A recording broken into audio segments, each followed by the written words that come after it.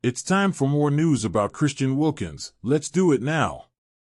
Big news is hitting the NFL scene this Tuesday, marking a pivotal moment on the league's calendar. It's the day when teams can start slapping on the franchise or transition tag on their impending unrestricted free agents.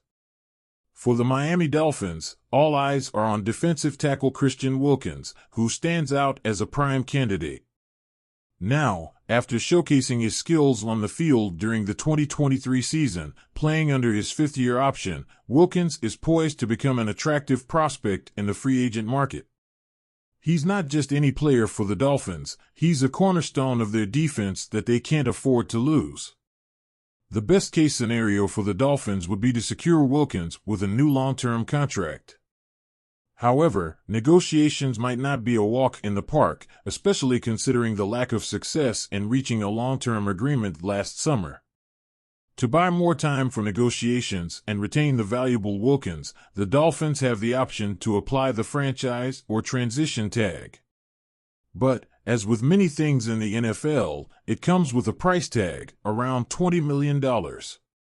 Not an ideal situation, especially given the Dolphins' already tight cap situation, sitting more than $50 million over the projected cap limit of $242 million. The Dolphins have a bit of history with using the franchise or transition tag. Over the years, they've done it 8 times, with the most recent being tight end Mike Gesicki in 2022. However, that move didn't pan out as expected, as Gesicki ended up leaving for New England in the subsequent offseason. Looking back, the Dolphins have had some interesting experiences with the tag. In 2018, wide receiver Jarvis Landry got the tag before being traded to the Cleveland Browns, turning into draft picks that brought in Smythe and Gaskin. In 2016, the Dolphins placed the transition tag on defensive end Olivier Vernon, only to rescind it later, allowing him to sign a lucrative deal with the New York Giants. Vernon went on to have a successful career but battled injuries in recent years. In 2015, tight end Charles Clay received the transition tag, but the Dolphins decided not to match Buffalo's offer.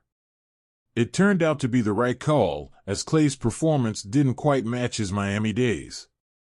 The Dolphins also used the franchise tag on defensive tackle Randy Starks in 2013 and Paul Soliai in 2011, both of whom delivered Pro Bowl seasons. Going further back, offensive tackle Richmond Webb in 2000 and defensive tackle Tim Bowens in 1994 were also tagged before their respective departures from the team. So, as the tagging period opens, all eyes are on Christian Wilkins.